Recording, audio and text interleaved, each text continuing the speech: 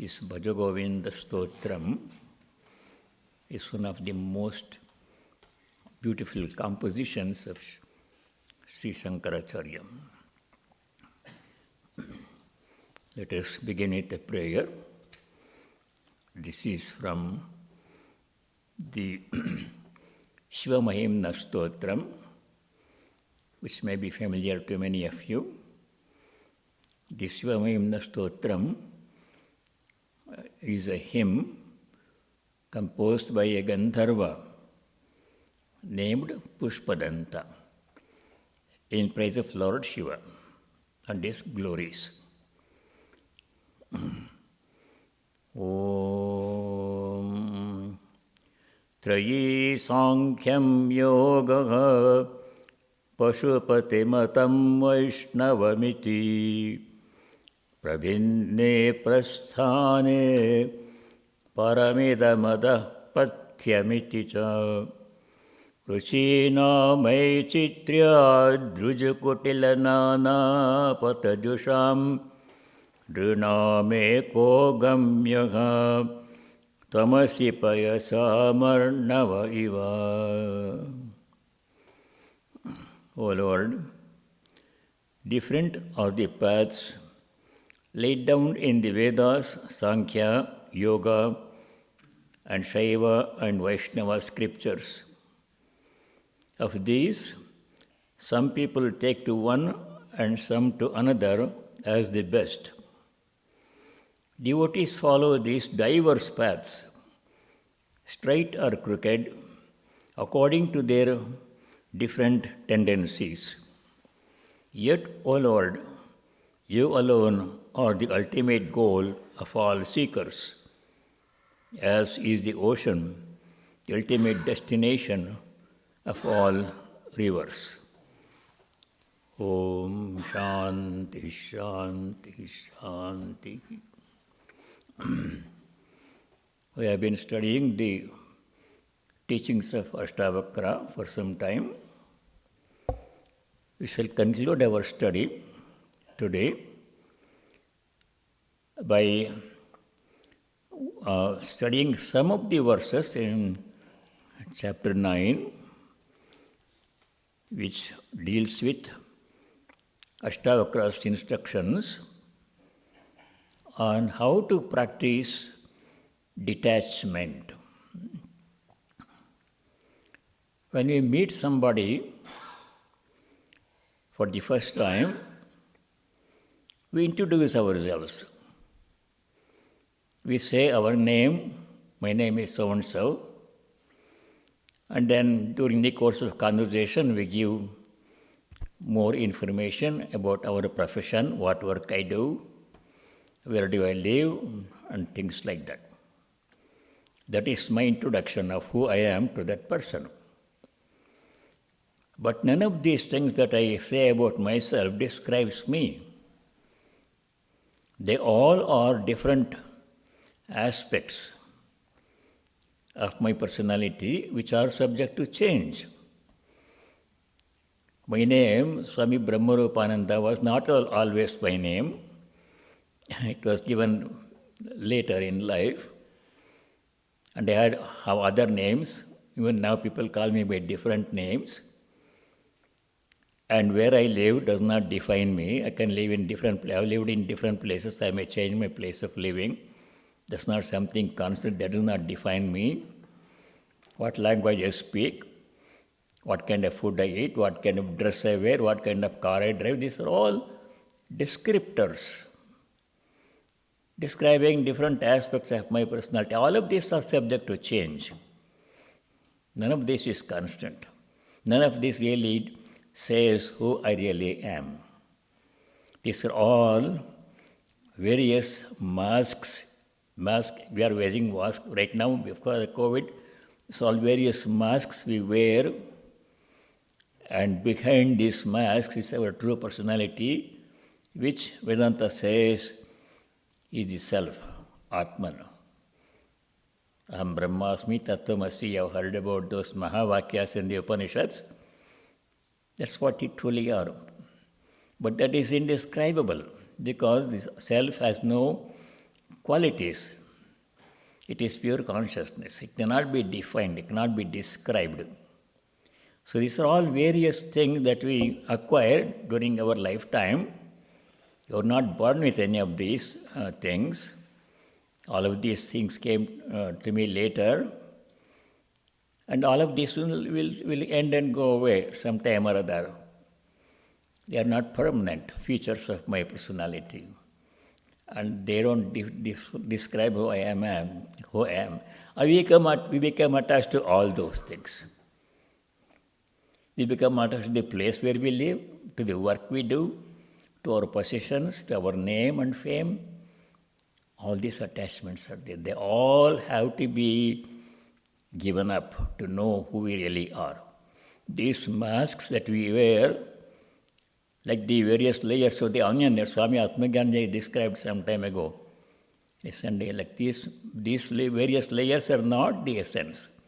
They are covering the self. They are limiting the self. They are called limiting adjuncts, upadhis.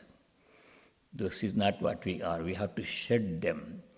We have to practice detachment. We have to give up all these things. I'm not my name. I'm not the place where I live. I'm not the property I possess. None of these. I'm the self. So how to give up attachment to these things which are added on adjuncts? They are not intrinsic to my personality. They come and they stay for some time and they may go away also. They may change. That's not what we are, who we are. So how to give up attachment to these things, our possessions, property, our name and fame, our position, our work, our body, our minds, all these are adjuncts, not the self. So by giving up attachment to these adjuncts, which limit the self, I can discover my true nature, who am I? By shedding all the layers, who I am not. That is how to do practice detachment. That is the topic in chapter 9. Astavakra gives some specific instructions on how to do that one. Now, detachment is a common problem. We become attached to everything. Now, there are different ways to give up attachment. Attachment is a common problem. We become attached to everything we have. So we have to give up attachment to all these things because they are not permanent. They are not who we are. So how to give up? There are two principal ways to give up attachment to all these things which we are not. One of them is followed by devotees who believe in personal God, bhaktas. Their practice of detachment is somewhat easier because they can keep some of these things that they need. They don't have to physically give up any of these things or many of these things. But mentally they can say none of these things is mine. They all belong to God. They are in my name. The child and the house is in my name. I am the parent of the child. This is my house. This is my car. They are all in my name. But they are not mine. They are all His. All of these things came to me only because I wanted them. Nothing comes to us in our lives, not even the body. We won't even be born unless we have desire to be born, to take human birth, to enjoy, fulfill our desires and to work out our karma. All of these things have come to me, given by the Lord. He is the true owner, and they are with me, going to be with me for some time, and one by one or all together, they will leave me, and I go back to my Lord. I am a child of God, I am a devotee of God, I am a servant of God. That is devotee's way of practicing detachment. None of this is mine. Not mine, but thine. But the way jnanis practice detachment is a little bit more difficult. Astavakra is teaching the path of knowledge. He is not teaching path of devotion. So what he says, his instructions on how to practice detachment, we can study them several ideas he gives. Some of them have come before, and some more are given in this chapter 8. We'll finish this one, some verses in chapter 8, and we'll conclude this study. Though it's not complete, never be complete, Astavakara's teachings, but whatever we could study. So in the first verse, Astavakara says, Krita krite cha dvandvani kada shantani kasyava evam gnatveha nirvedad bhavatyaga paro vrati tyaga paro bhava.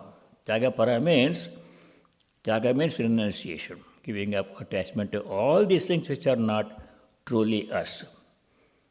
My name is not me, my body is not me, my mind is not me, my property, possessions are not me.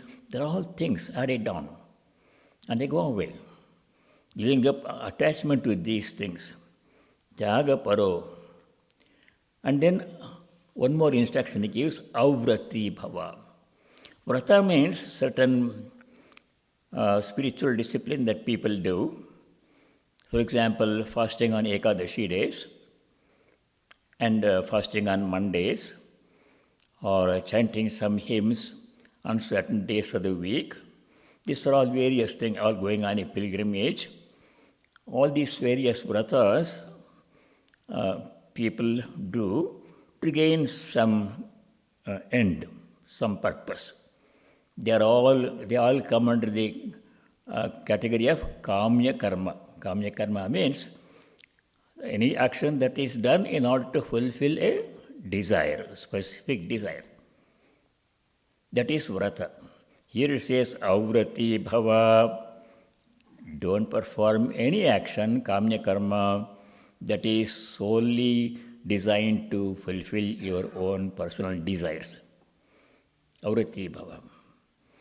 For example, an example of this kamya karma we can see in the Ramayana story. The Ramayana story, the king Dasharatha had 3 wives but had no children. So he was worried. He wanted to have at least one son.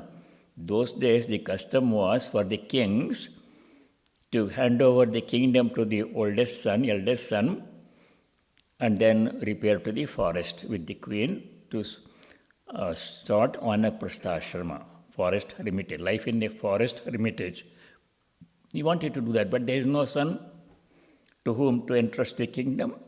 So his advisors, Vasishtha, all those people, they told him to perform a certain Vedic ritual which is specifically designed to give you offspring, children. The ritual is like that one. So under the advice of his teachers, Dasharatha performed a Vedic sacrifice. The name of the sacrifice was Putra Kameshti Yaga. Putra means son or progeny. Kama means desire. Ishti means a certain kind of Vedic ritual, elaborate ritual, extending over several days. He performed that one. And he got 4 sons, Rama, Lakshmana, Bharata, Shatrughna. That Ramayana story we know. So that kind of ritual which is specifically done to achieve one specific goal, namely to have children in this case, is an example of kamya karma. Astavakra says, desist from doing all those things. You are the Atman, what is there to be gained? What will you do with progeny? Pradaya kim karishyamaha, the ancient rishis used to say, what do we do with progeny? They are upadhis. So, do not perform any such kamya karma. That is one way to give attachment to all these rituals. That is tyaga para bhava, practice detachment. And how to practice detachment? He says, krita kritecha dvandvani, kada shantani kasyava. Krita means something that has been done, some action that I did, good or bad. Akrita means something that I failed to do, that I should have done but I did not do. Krita kritani, dvandvani, these pairs of opposites, something that I did that I should have done, should not have done, something that I did not do which I should have done. All these pairs of opposites we experience in our life, sometimes happiness, sometimes misery, Sometimes pain, sometimes well-being, sometimes poverty, sometimes wealth, sometimes good health, sometimes sickness. All these things we go through. The duality, they are called dvandva. Dvandva means a pairs of opposites. So in the scriptures I have been told that you should rise above these dualities. These dualities, good and bad, pain and pleasure, gain and loss, these all belong to the body and the mind. Atman is free from all these dvandvas. And you are the Atman, so you don't have anything to do with these dvandvas. Krita kritecha dvandvani kada shantani. When will they all cease? When will they all cease to exist? In our daily life, we are bothered by all these dualities. Some days we are happy, some days we are not happy. We go through this oscillation between good and bad, pain and pleasure, gain and loss. You have to give that up, give that dualities. This is what Bhagavan Sri Krishna says in the Gita. Nirdvandva bhava, chapter 2, verse 45. Everything in this universe is qualified by three gunas. You become free from the dualities, nirdvandva bhava. So that's what Astavakra is saying. You have all these worries, anxieties about what I did not do, I should have done. What I did that I should not have done. All these things, krita kritani dvandvani, when they cease, mind becomes calm. Evam jnatva nirvedad aham yen jnatveha nirvedad bhava tyaga paravritti.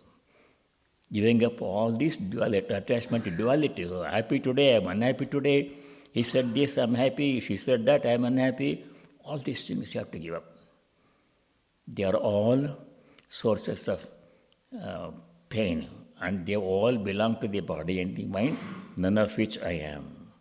So here it says, duties done, work done, and not done, as well as the pairs of opposites. What they do, when they cease, and for whom? For the body and the mind. They don't touch the Atman. Happiness, Atman is neither happy nor unhappy. It's Satchidananda, the supreme bliss. But mind goes through happiness and unhappiness, these dualities, not the Atman. Knowing this, be desireless. Avrati bhava. Free from desire for all kamya karma. If I do this ritual, I will get this benefit. If I do that ritual, I will get that benefit. Give up all those things. Be desireless and intent on renunciation, tyaga parabhava, through complete indifference to the world, nirveda. Whatever happens in the world, to me personally, or other people, all the things that are happening in the world, so many things are happening in different countries, some good, some bad. We worry about these things, we become attached to these things, we occupy our minds with these things, which are total noise, unhelpful for contemplation on itself. Give up all these things. He says, our life is a mixture of opposites like joy and sorrow, success and failure, good and evil. And we always have preferences which cause us to choose certain things to be done and others to be avoided. We make a choice every day. Oh, this I want to, this food I like, I want to eat. This food I don't like, I don't want to eat. This person I like, I want to associate with him. This person I don't like, I want to stay away from that person. This kind of choices they make, good and bad, likes and dislikes. You always have preferences which cause us to choose certain things to be done and others to be avoided. Hence our conception of duty. As long as we consider this world to be real, we cannot escape the pairs of opposites nor eradicate the sense of duty. As long as we assume this world is real, waking state is real, then I am subject to the pairs of opposites, sometimes happy, sometimes unhappy. The only way out of this state of things is to realize the unreality of the world. That's what Vedanta says. Devotees don't think like that. Devotees say world is also real. God is real. This world is nothing but God, so world is also real. But Jnani says, Brahma Satyam Jagan Mithya, what we see in the waking state is as, and realize what we see in the dream. When the dream ends, we know it was not real at all. In the dream, we say so many things, so many people come and go, good things happen, bad things happen. When the dream ends, when we come to waking state, none of these things happen. Though they appear to happen at that time when I was dreaming. In the same way, when we give up this waking state limitation and achieve our true superconscious awareness, which we truly are, then this whole waking state world which you are experiencing so real, it all melts like a dream melts upon waking. That is Jnani's position, Jagan Mithya. The only way out of this state of things is to realize the unreality of the world and renounce our identification with it. Identify with so many things, with our property, with our job, with our money, with our family, with our children, with our name and fame. All these attachments, identifications are limiting us, keeping away from knowing our true nature, which is Atman, Satchidananda. Judaism, he says. Then another instruction, in the second verse, we are doing chapter 9. Kasyapi tata dhanyasya lokacheshtavalokanam jivitecha bubuksha cha bubutso pashamam gataha. Rare indeed is that blessed person whose desire for life, enjoyment and learning have been extinguished by observing the ways of other people. Bubuksha means desire to enjoy. We see other people enjoying property, that person is driving a very expensive car, a Lamborghini, a Rolls Royce, and I only have a Toyota. I want to enjoy that one, want to buy that car. We see other people enjoying. So I also want to enjoy, to keep up with the Jones. Other people have all these other things, good job, family, money. So I also want to have all those things because I think they will bring happiness. So we commit the same mistake that the other people are doing.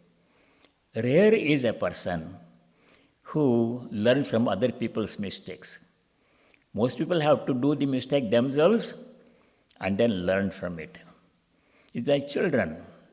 If parents say, don't go there, don't eat that food, it is not good for you, they, I want to eat.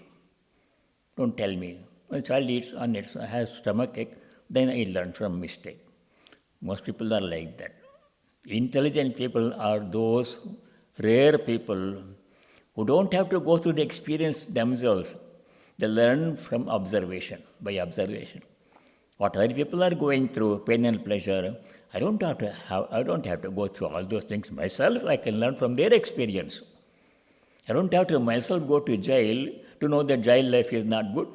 Other people are suffering in jail. By looking at that, I can stay away. The sign of intelligence. Such persons are very rare.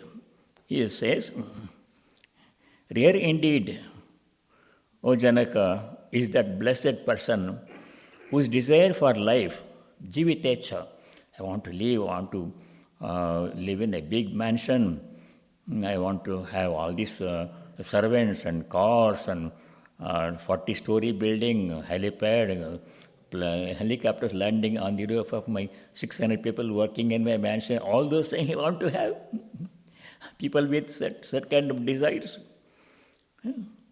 whose desire for life, enjoyment and learning have been extinguished by observing the ways of other people. We don't have to commit the mistakes ourselves to know. You can observe the life of other people's lives, their experiences, analyze them, and we can learn the lesson. That is sign of intelligence. That's one way to practice detachment, is to observe what other people are going through, what's happening around the world. So much suffering. Why? Because of desire. Desire drives a person to do good things and bad things. Desire is so strong that they have to fulfill it by fair means or foul, and then they get into trouble. I see all of that happening every day. I don't have to go through it myself. Some people learn the hollowness of the world by observation. The world is hollow. Jnani's view.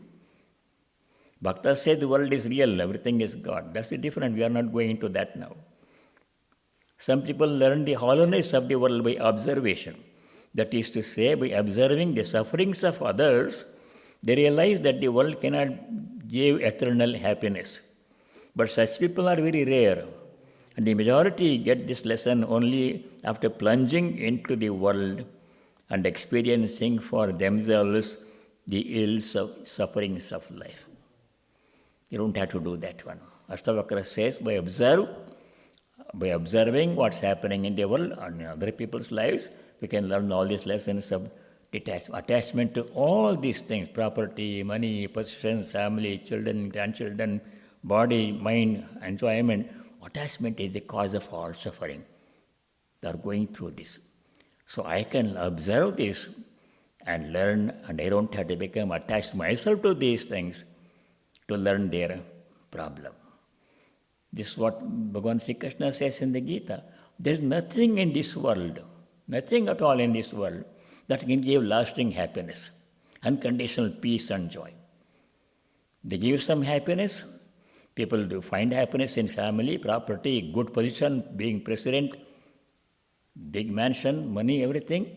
But that kind of happiness is severely limited in two ways. That is, one is they are highly conditional.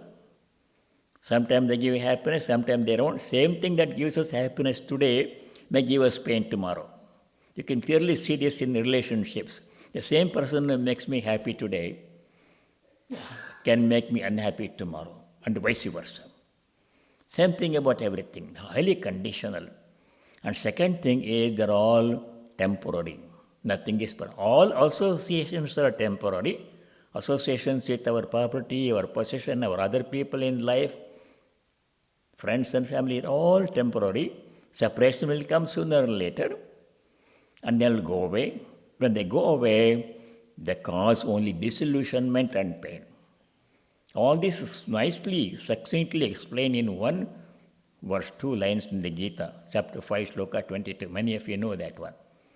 There Bhagavan Sri Krishna says, all these worldly enjoyments, yehi samsparshaja bhoga, enjoyment of the world from sense objects, people, property, possession, food, clothing, etc., they are not dependable.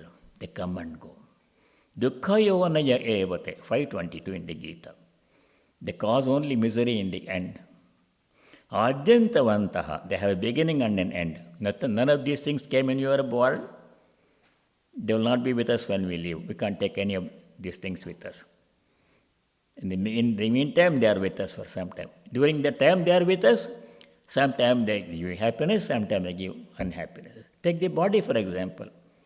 When you are young and strong, good health, the body gives so much pleasure, you enjoy everything. The same body gives a lot of pain, give it a few years. Old age, disease, lot of pain. You don't want to have it. So there is nothing fixed about it. That's the nature of worldly happiness. Don't become attached to it. Learning from other people's experience. That's Astavakara's teachings. Then the next instruction he gives in verse number 3 in chapter 9. Astavakara says, Anityam sarvamevedam tapatraja dushitam asaram ninditam heyam iti nishchitya shamyati. A wise person does not have to go through the experience oneself. A wise person becomes calm, shamyati, achieves peace of mind, calmness of mind, by realizing that all is vitiated by the threefold misery. See, we have this practice of saying Om Shanti, Shanti, Shanti 3 times after the end of the Shanti mantra. Why do we say 3 times?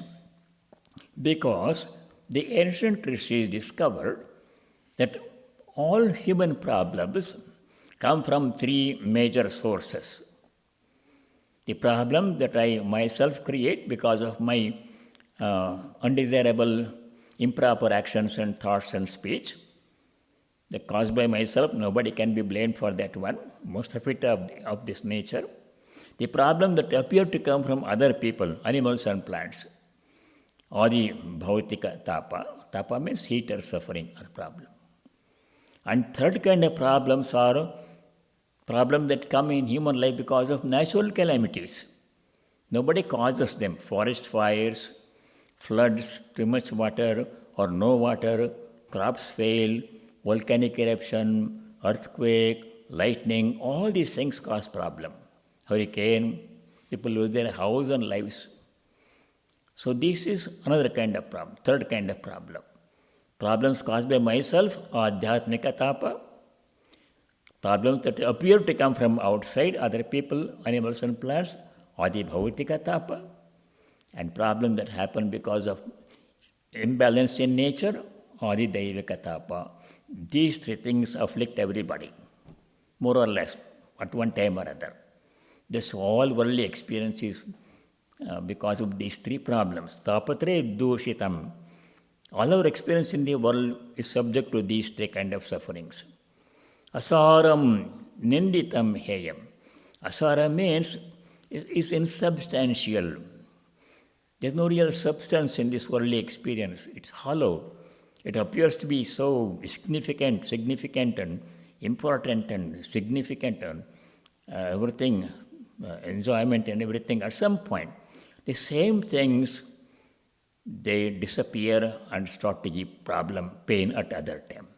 There's no substance to it. Asaram ninditam. Ninditam means it's not very praiseworthy. Ninditam here means contemptible. Everything is, at some point they appear very nice and desirable, likable, things, people, experiences, food and everything, job appears so nice and good, family, and the same things, after some time they become undesirable, you don't want to have them, they become contemptible. Ninditam heyam, they are not to be aspired and not to be desired. Iti nishchitya shamyati. By looking at all the experiences of the world, our own and other people's experiences, we can develop detachment all this. Or we can say, how much happiness is there in this life? Supposing I become the president, how much happiness, how much stress is there? Before I become president, I only see the good things in it. Oh, I will have so much power, secret service will be there, and I don't have to do anything. People are there to do everything. But when you get into the office, you know how many problems are. The whole world's problem is your problem. No peace at all. We don't know that beforehand. Everything only appears very nice. The world is like that. Things appear very nice, attractive before you get them. Once you get them, oh, I didn't know about this one. Why did I get into this one? So we have to examine all experiences, ours and other people's experiences, carefully before we get into anything. Iti nishchitya, heyam iti nishchitya. Nothing is really worthwhile. Nothing is permanent. Nothing gives pure joy. They give some happiness, they give some unhappiness. So this is not worth seeking. In this way, you have to develop detachment to all worldly things. The wise man becomes calm by realizing that all verily is vitiated by the threefold misery and is transient, unsubstantial, and contemptible, and should be rejected. This is what we gain, this kind of insight we gain after examining carefully, objectively. Without that, if we emotionally, if we jump into things, oh, this will make me very happy, I'll get this one, then realize that is not what it appeared to be in the beginning. That realization will come, then it is too late. Threefold misery that we studied. Then next verse. Kosau kalo vaya kimva yatra dvandvani no drinam Tanyapeksha yata prapta varti siddhimavapnuyat. What is the time or age? Kosau kalaha athava vayaha, in which the pairs of opposites do not exist for men. Pairs of opposites we saw before, pain, pleasure, happiness and happiness, praise and blame, gain and loss, all these things are there at all times in our lives. There is no time in our life when these things are absent. There is no age at which these things are absent. Sometimes they are more, sometimes they are less. When you are young and strong, your 20s and 30s, you are invincible. Oh, I can do everything. I can get whatever. I can do whatever I want. I can get whatever I want. But that's only at that time. Soon after that, confidence will vanish when you begin to see the problems and everything. So there is no time or place or stage of life where there is true lasting peace. That's the nature of human life. That's the nature of all life. What is the time or that age in which the pairs of opposites do not exist for men? They always exist. Pairs of opposites means pain and pleasure, gain and loss, praise and blame, always are there. One who, quitting those, giving up those pairs of opposites, is content with what comes of itself, attains perfection. Not striving for anything, hoping it will bring happiness. Not doing something with the express desire of finding happiness in that one. That's not to be done. Whatever comes on its own, depending on our prarabdha karma, with that we should be happy. This is the main teaching in the Gita. Striving for something which I don't have, hoping it will bring me pleasure and joy, then discovering it does not do that one. It didn't appear, it is not what it appeared to be in the beginning. That's our experience of life. Instead of that, a jnani or a yogi or even a bhakta, devotee also, he just remains content with what the Lord. Devotee says what Lord provides, with I am happy. I'm not seeking this and that. Devotee's attitude. Jnani says there is nothing. I'm the self, complete, perfect in myself. Infinite joy, please, within me. What do you want? Anything from the outside? There's nothing in the outside world that enhances my happiness even by a little bit, because infinite happiness is already within me. I can't increase infinity by adding something to it. If I'm infinitely happy within myself, what is there outside in this world that can make me happier? Nothing. So no need to gain anything, to get something. Whatever comes on its own, with that I am happy. These are nice instructions in the Gita also. They are describing the quality of a devotee, bhakta, in the 12th chapter of the Gita. Shloka number 19, 12-19. There, Bhagavan Shri Krishna says, Tulya ninda stutir mauni santushto yena kenachit. By whatever is there, yena kenachit, santushto, I am happy. Not striving to get something. I have this much, with this I am happy. If I try to get more and find more happiness, it may bring pain also. We don't know what it brings. Better be happy with what I am. 422 also in the Gita. Yadrichhalabha santushtaha dvandvatita vimatsaraha. Yadrichhalabha santushta means whatever comes unsolicited because of my karma, with that I am happy. I'm not going to try something and get something which I don't have, or get rid of something which I have, hoping it will bring me happiness. I'm not going to do that one. It's remaining content with what we have. Same thing Patanjali says in the Yoga Sutras, which many of you study. He says contentment, tosha, santosha. If a person who is content with what he or she has is the happiest person. He may have very little, but if he is content, he is very happy. Patanjali says, Santosha dhanutrama sukhalabha. A person who has contentment is very, very happy. A person who is not content, no matter how much more you give him, he is still uncontent, still unhappy, wants more. Contentment is the key to happiness. That's one way to practice contentment. Now we shall stop here. We have seen several ideas where how we can practice detachment, Jnani's method. Now before we conclude, I want to take a very quick overview of what we have studied so far in the part of Astavakra Samhita that we have done. So it's not, Astavakra teachings are many more, but main points we have covered in the first 9 chapters. The whole conversation between Janaka and Astavakra began with Janaka's question. First chapter, sloka number 1. Janaka, himself a Brahmagyani, he was a king, he had a kingdom, he was totally unattached to his kingdom. He was administering the whole kingdom with treasury, wealth and everything, power, army, everything, but not attached at all. If a person is not attached, possession don't create any problem. Person is attached, even a small thing that I have, if I am attached to it, it gives me problem. So Janaka was totally detached. Brahmagyani, he was a knower of the self.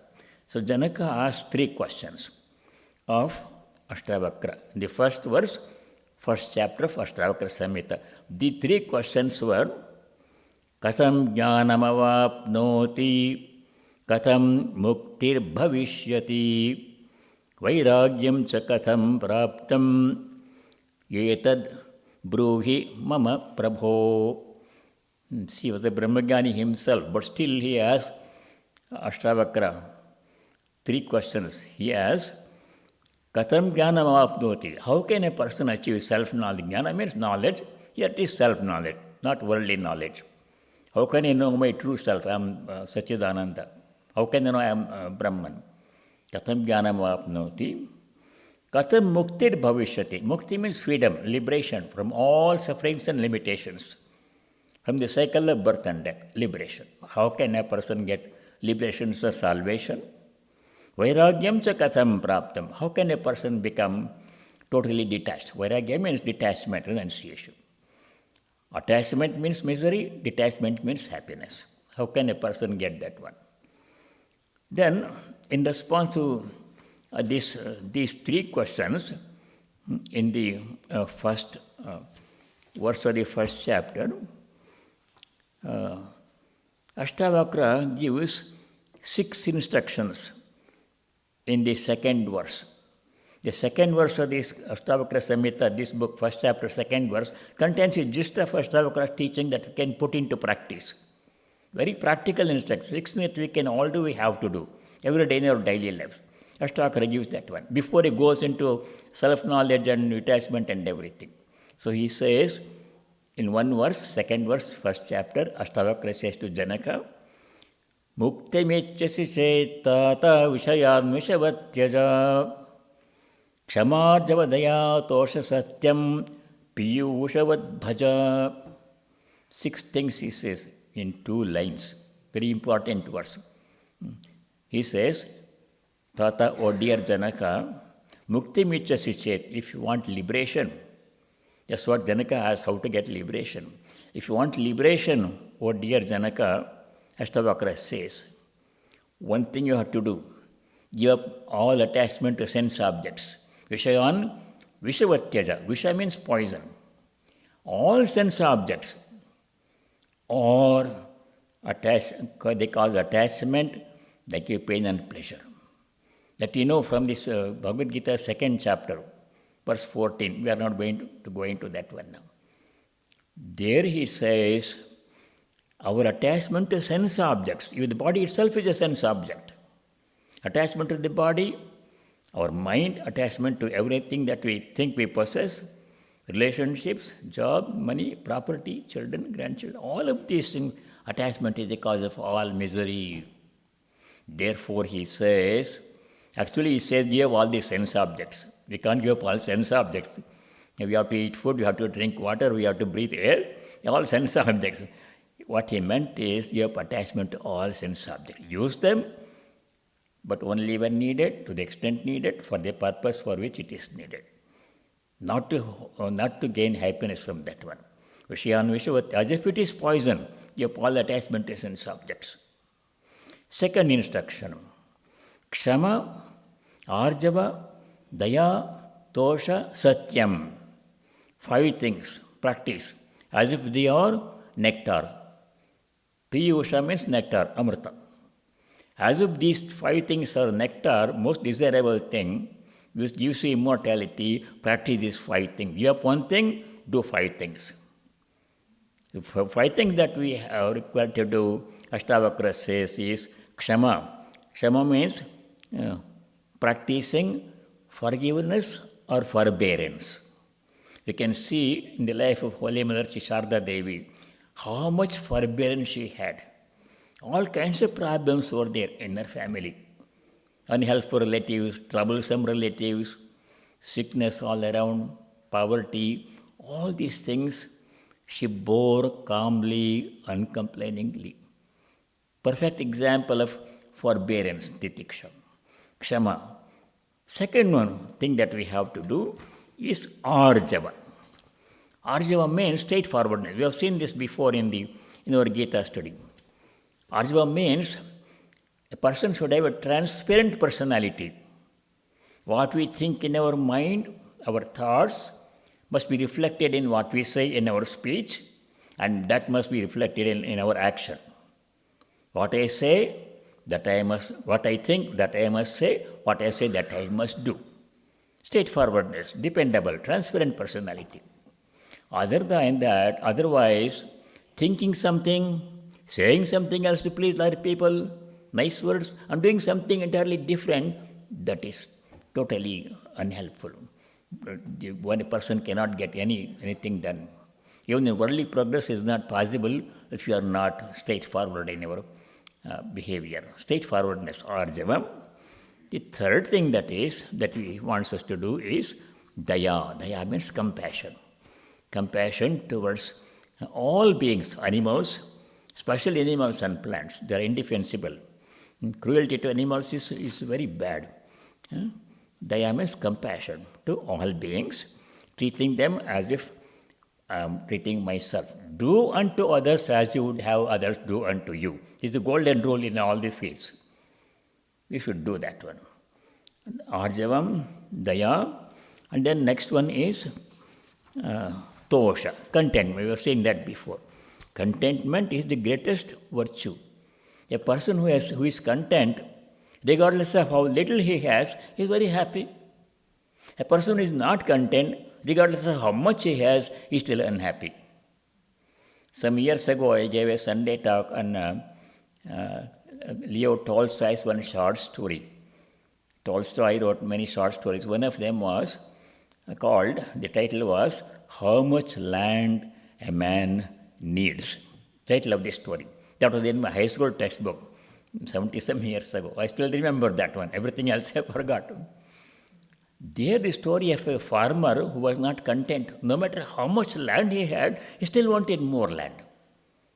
Could I been content with 10 acres, 15 acres, 20 acres? No, he wanted more and more and more. Seeking more land, he died in that effort. This discontent, this greed killed him.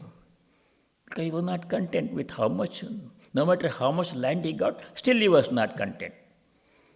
Discontent can kill a person. So, tosha means practicing content with what we have, whatever karma has brought, with that I am happy, I am not going to be greedy for more things. Opposite of contentment is greed. Greed can kill a person.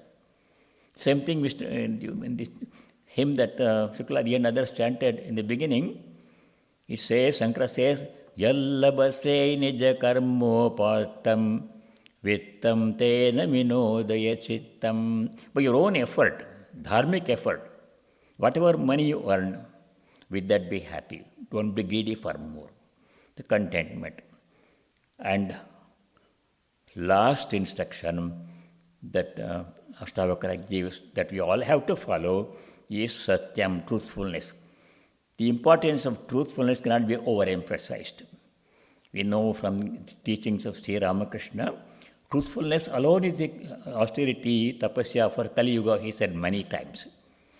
Whatever other spiritual practice we do, if we don't follow truthfulness, nothing will succeed. Truthfulness is the bridge to immortality, Upanishad says. Amritasya esha setuhu. Setu means a bridge. If you want to go from here to where we are, our divine abode, the Lord, truthfulness is the path. You have to follow truthfulness at all costs. So these 16 instructions he gives in the second verse. And then before I conclude, one more thing I wanted to say. One more instruction he gives in the same first chapter, verse number 11. Verse number first verse in the first chapter, Janaka has 3 questions. Second verse, Astavakra has 6 instructions.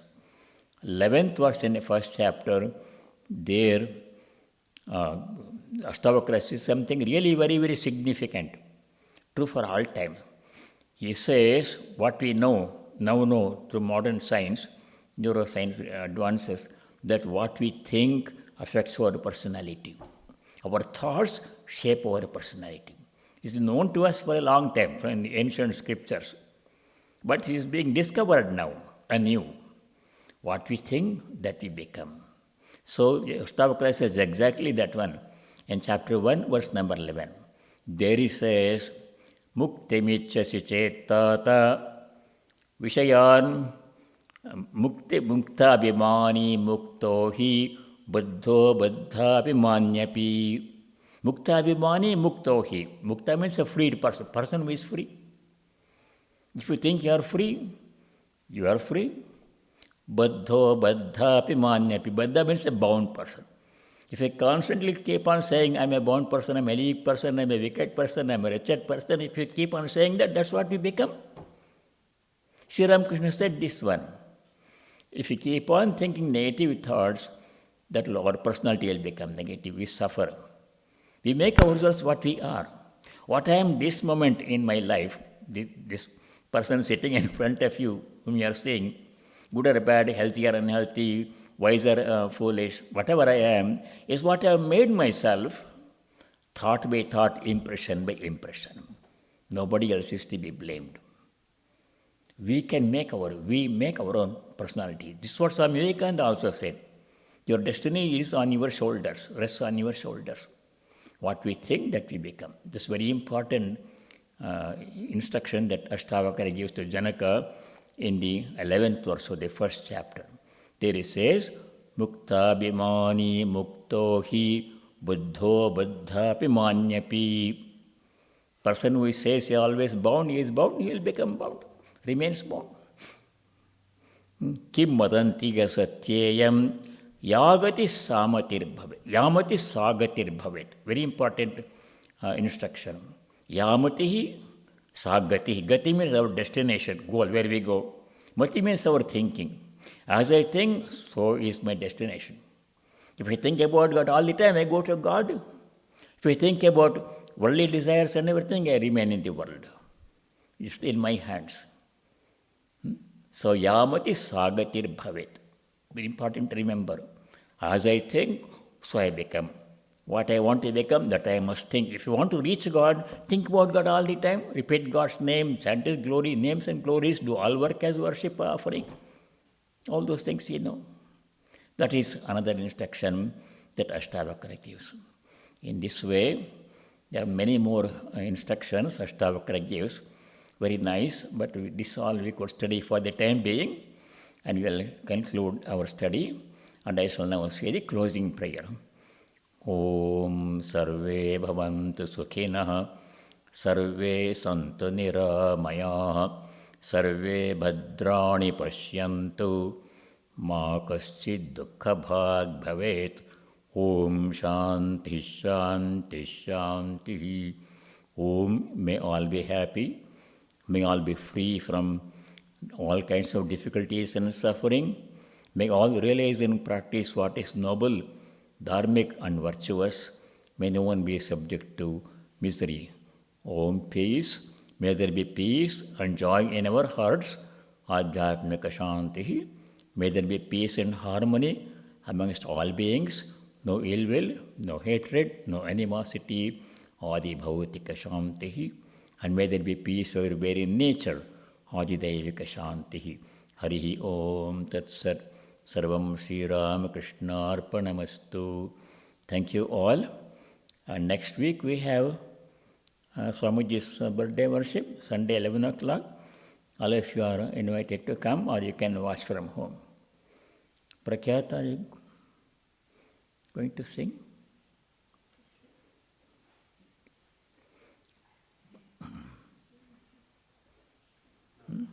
No? Okay. So let us stay well, all of you stay well in good health, and God willing, we shall see you next week. We have program almost every day of the week. You can check them in our website and participate as much as possible. May the blessings of Sri Ramakrishna Swamiji be upon us all always. Thank you very much. Namaskar.